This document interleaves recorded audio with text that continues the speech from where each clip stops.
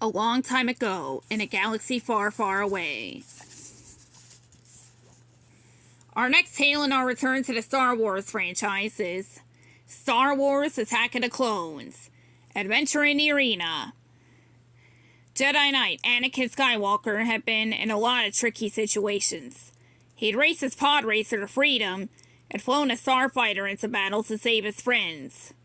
But when he and Senator Padme Amidala were captured on an outer rim planet called Geonosis, Anakin found himself in his trickiest situation yet, and he didn't know how to get out of it.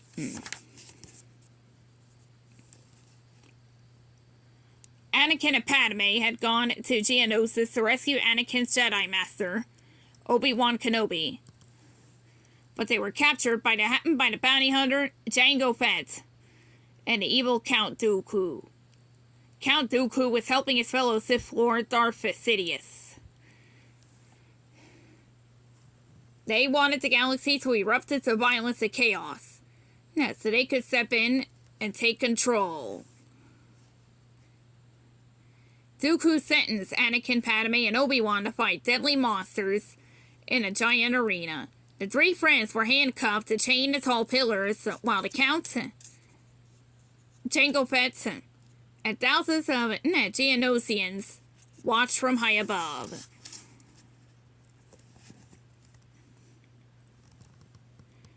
Anakin, Padme, and Obi-Wan exchanged worried looks as three massive creatures stalked into the arena.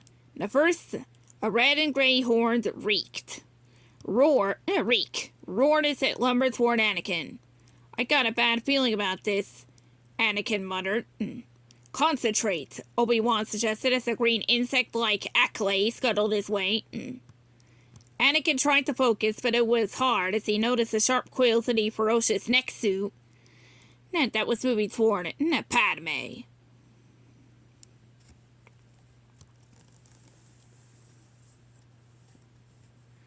But the young senator was perfectly capable of taking care of herself.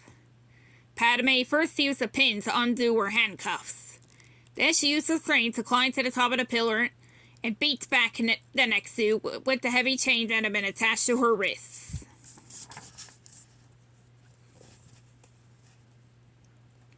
Anakin outsmarted the Reek. When the beast charged, Anakin jumped onto its back.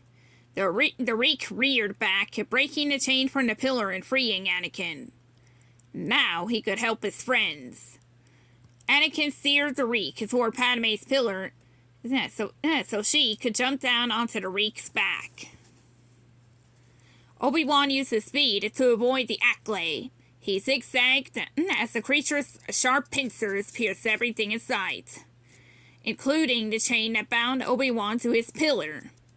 When the accolade knocked over the heavy stone column, Obi-Wan quickly rolled out of the way and ran as fast as he could. Anakin and Padme steered the Reek over to Obi-Wan, and the Jedi Master jumped onto the Reek's back, holding on tight to Padme and Anakin.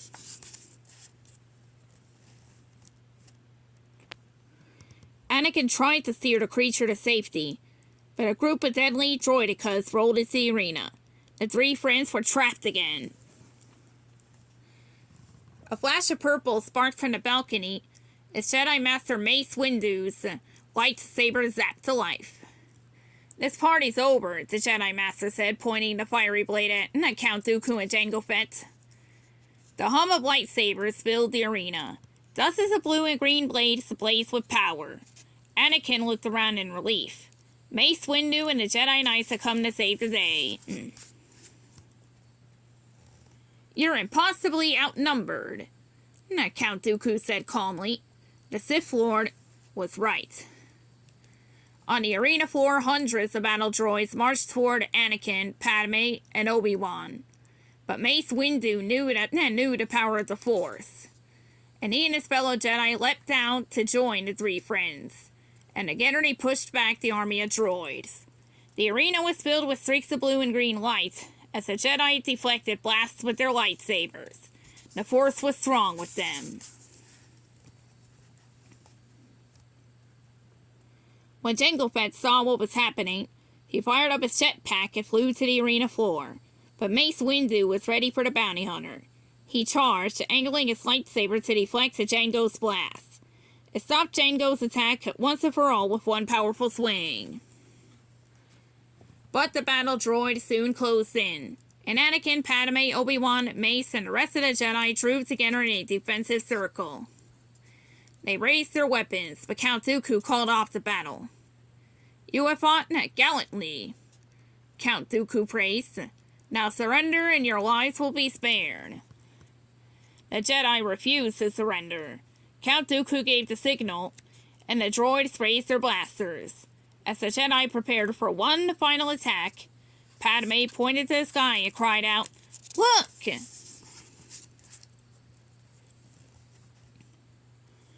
Ships swooped in from the clouds. Master Yoda had brought a clone army to rescue the Jedi.